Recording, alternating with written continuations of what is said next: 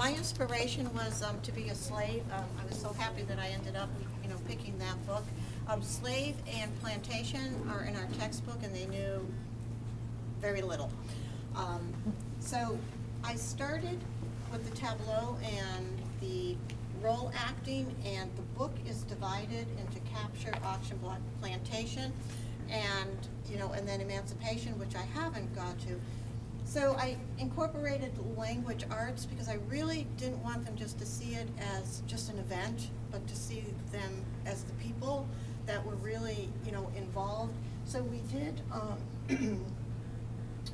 like confused, shackled hands, long march, paralyzing crouch, and that came from here because on the when we did the Amistad, just to let them know that the North did have, I had a rug, and they were the slaves. That was our ship, and I bound loosely their hands and feet, and they had to sit.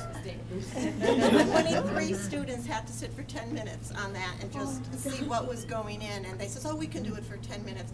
10 minutes was a very long time, they found out. When we did the auction block, we were doing quotations, so they had to, if you could speak your mind, what were some thoughts that you would want to say. And this one says, wait, take my mother too, please, yelled Jillian the slave. They were at, my baby screamed a slave mother as her child sold. So they really did put some thought into it.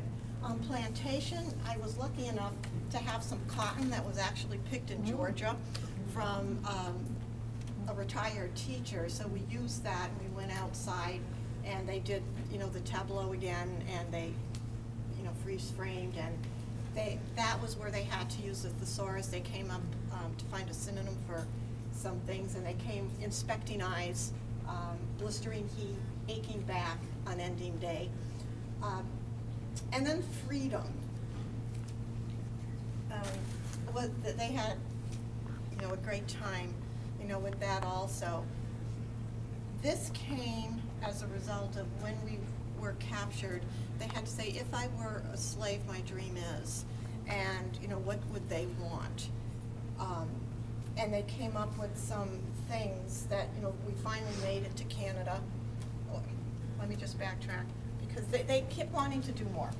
The Underground Railroad. The Underground Railroad was just, again, an event, and I said, they were the people. And I think this made the most impact to them because I said these were people that had a tradition and a culture.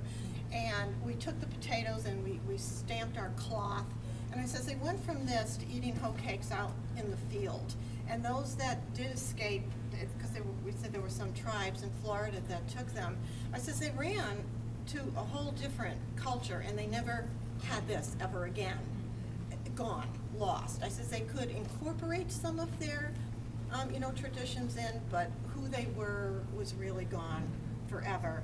We looked at the agent as the first person, and the secret code, that they had to do with the lettering, the station master or the conductor that, took them on their journey. We made this candle as an activity because sometimes they would. We burned old crayons.